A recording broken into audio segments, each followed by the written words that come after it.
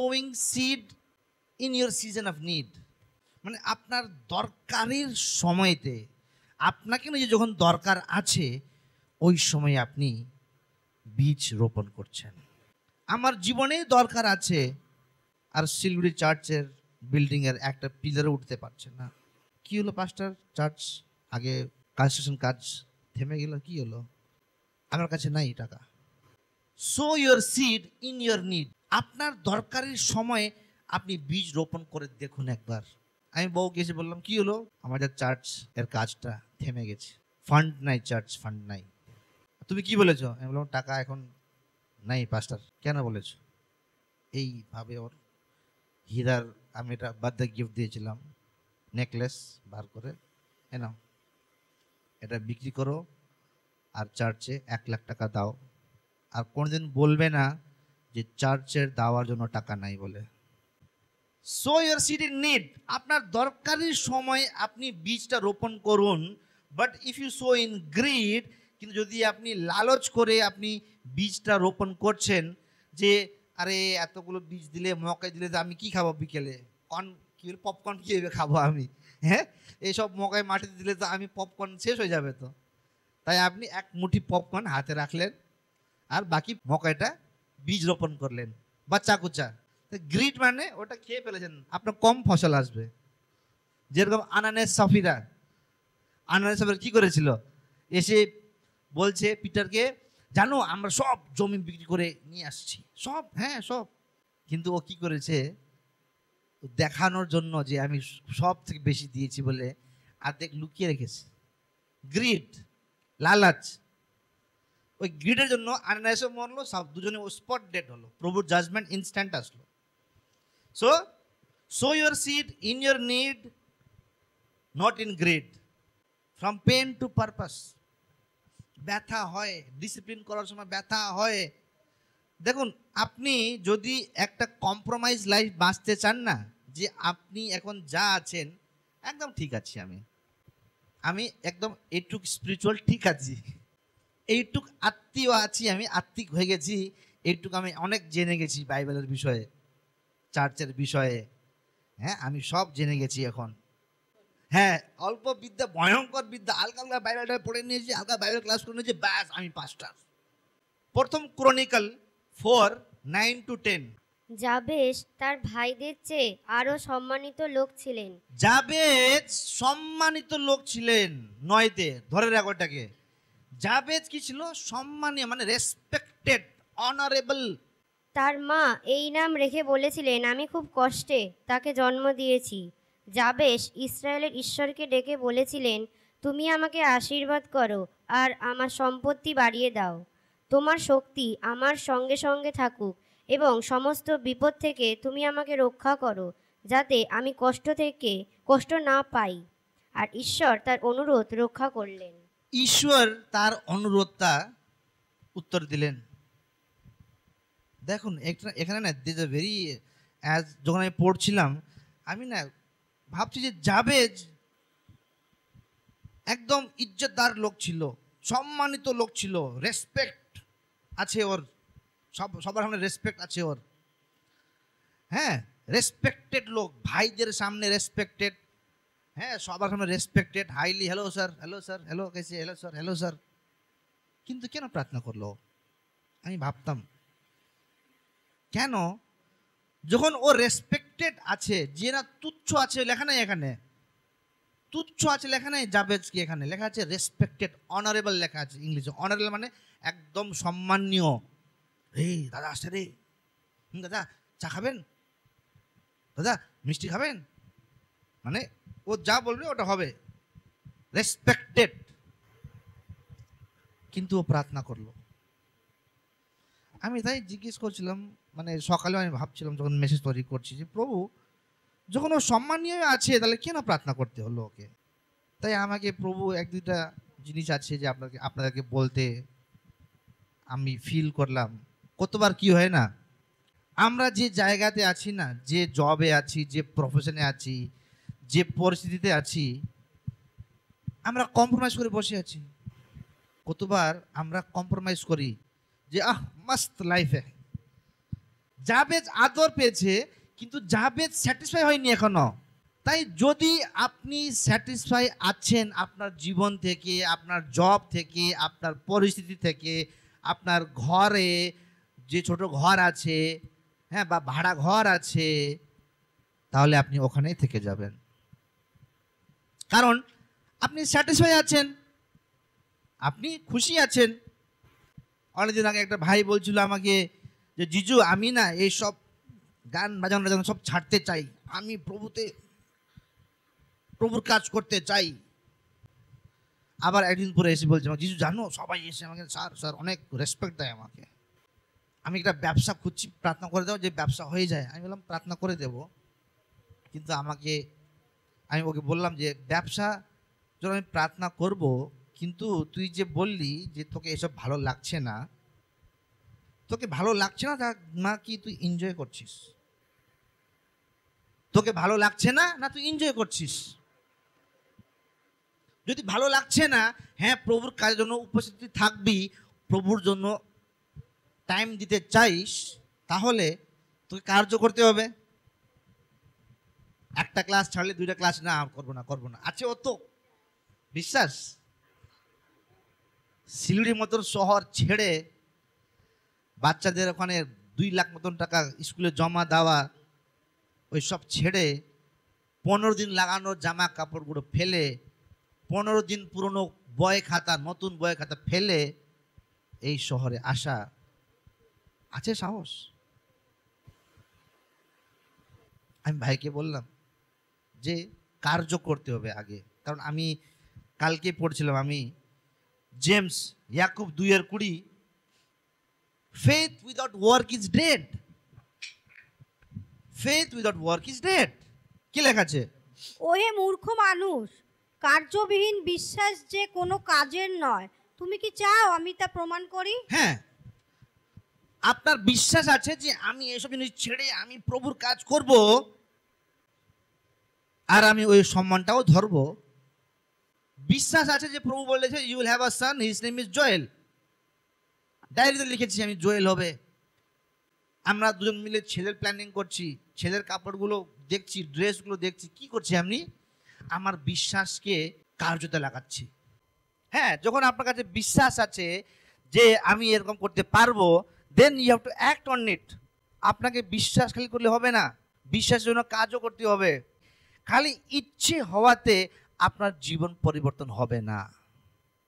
খালি ইচ্ছে করলে আপনার জীবন পরিবর্তন হবে না, যে আমার ইচ্ছা আছে যে আমি এই সব কাজগুলো ছেড়ে আমি প্রভুর কাজ করি, আমার ইচ্ছে আছে। আপনার ইচ্ছে আপনার জীবনকে পরিবর্তন করতেই পারবে না। You must act. আপনাকে কার্য করতে হবে। যদি আপনি চান যে আমি প্রভুর জন্য ইউজ হতে চাই, অনেক স্যাক্রিফাইস আছে, অনেক বলিদান আছে। আমি প্রভুকে যখন এখানে আসলাম, আমি প্রভুকে আগে বলেছি, প্রভু আমি যাচ্ছি, কিন্তু আমি তাইত আর অফারিংয়ে ভর করে বাঁচতে চাইব না। তাইত অফারিংয়ের ভরসা করে যত পাস্টারের বাঁচে, আমাকে ওরকম পাস্টারের জীবন আমাকে দিয়েবেন না, নাহলে আমি যাব না। যে তাইত আসবে আমি খাবো না, আমি লাগবে না। লাস্ট মান্থ আপনারা জানেন সবাই যে ভিভিএস হলো, তারপরে 500 হলো, অনেক খরচা উপর খরচা, ব্যাক টু ব্যাক। হ্যাঁ, এত জনের খাওয়া দাওয়া, তারপরে অনেক ফাদার্স ডেতেও খরচা আছে, মাদার্স ডেতেও খরচা হলো, তাই না? একেবারে জিনিসের খরচা হয়।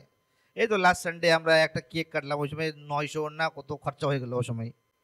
লাস্ট মান্থ আমার এই মাসের 1 তারিখ গেল, 1 তারিখ সবাই আসছিল, খাওয়া দাওয়া করলো, একদম এনজয় করলো, হালেলুয়া সব চলে গেল। এবার আমি অফারিং বক্সে প্রেয়ার রিকোয়েস্ট খুঁজতে আমি অফারিং বক্সটা খুললাম, দেখছি খালি মালাদি আর মুন বৌদির এনভেলপটা আছে, মানে বাবুদা ফ্যামিলি আর জমিজ দা ফ্যামিলির এনভেলপটা আছে, যে প্রেয়ার রিকোয়েস্ট। আর আমি অবাক হয়ে গেলাম যে ওই সানডে, ফার্স্ট সানডে আমি সবাইকে বলেছিলাম যে এই পাসওয়ার সানডেটা গেল, যে এই দাওয়ার সিজনটা মিস করবেন না, এই সিজনটা মিস করবেন না।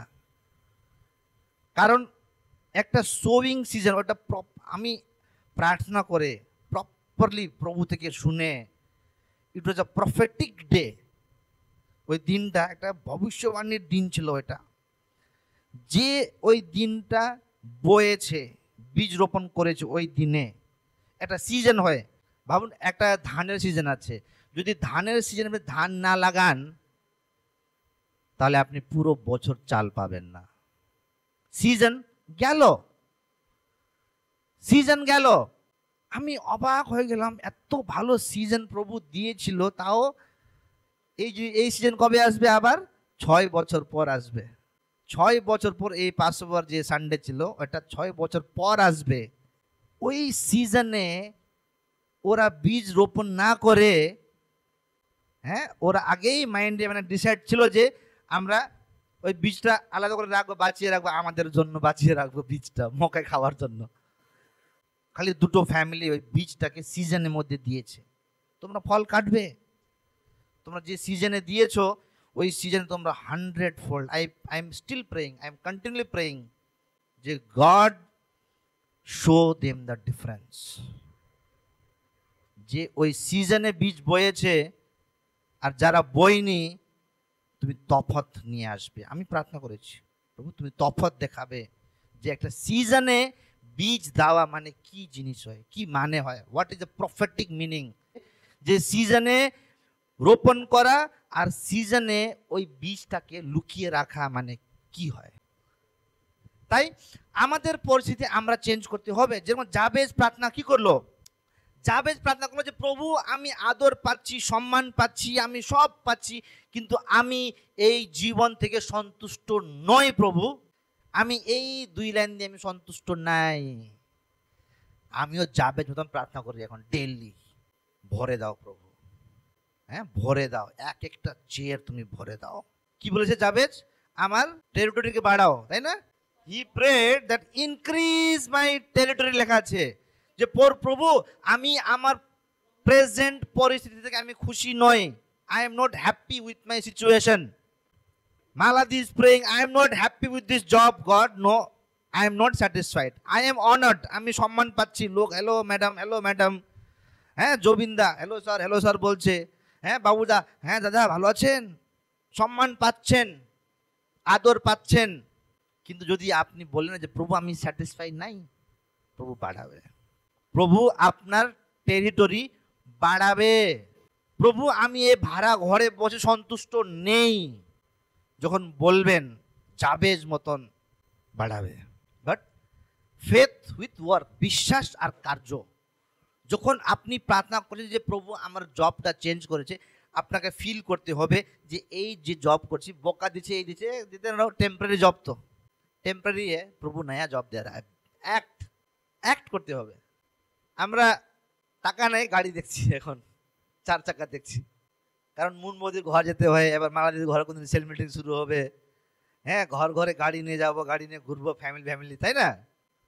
4 লাইন চেয়ার ছিল, 4 লাইন লোক ছিল, হ্যাঁ 4 লাইন 2 লাইন হয়ে যাবে, আমি 6 লাইন লাগাইছিলাম। নে বিশ্বাস, প্রভু আমার, হ্যাঁ আমার সাম্রাজ্যকে বাড়াও প্রভু, কিন্তু কন্ডিশন আছে। আবার কন্ডিশন কি আছে? হ্যাঁ continue to pray until your change.